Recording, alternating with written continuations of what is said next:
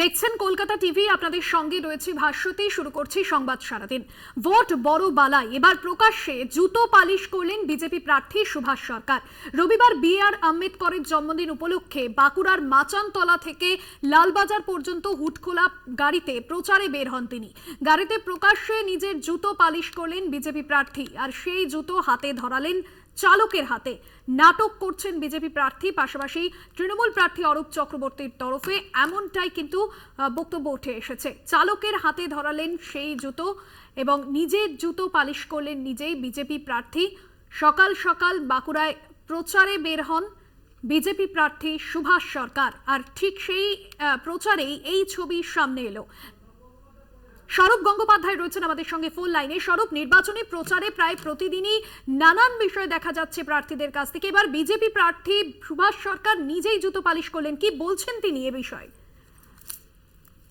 একেবারে দেখো, বাঁকুড়া লোকসভা কেন্দ্রের বিজেপি প্রার্থী সুভাষ সরকার আজকে নতুন বছরের দিনে, যেহেতু বি.আর. আম্বেদকরের জন্মদিন, সেই উপলক্ষে একটি মিছিলের আয়োজন করা হয়।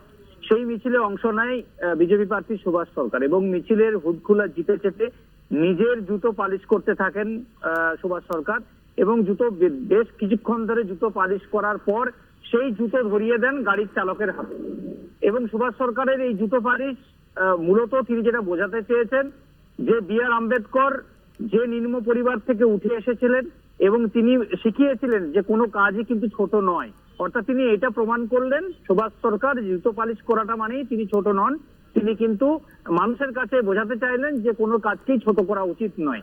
এবং এই যে সুভাষ সরকারের জুতো পালিশ করা এবং চালকের হাতে জুতোকে ধরিয়ে দেওয়া, এটা নিয়ে এক বিতর্ক কিন্তু দানা বেঁধেছে এবং তৃণমূলের তরফ থেকে কটাক্ষ করা হয়েছে সুভাষ সরকার তিনি নিজের জুতো পালিশ করছেন, তিনি জনগণের জুতো কিন্তু পালিশ করেননি। অর্থাৎ তিনি এটা নাটক করতে চাইছেন।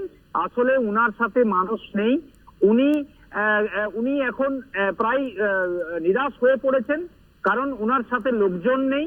এখন উনি এইসব নাটক করে মানুষের কাছে আসতে চাইছেন।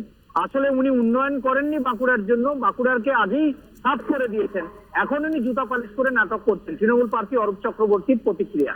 তাহলে সুভাষ সরকারের জুতো পালিশ এবং নিজের জুতো পালিশের পর সেই জুতোকে চালকের হাতে ধরিয়ে দেওয়া, এবং এটাকে কেন্দ্র করে শাসক এবং বিরোধীর মধ্যে রাজনৈতিক চর্চা শুরু হলো বাঁকুড়ায়।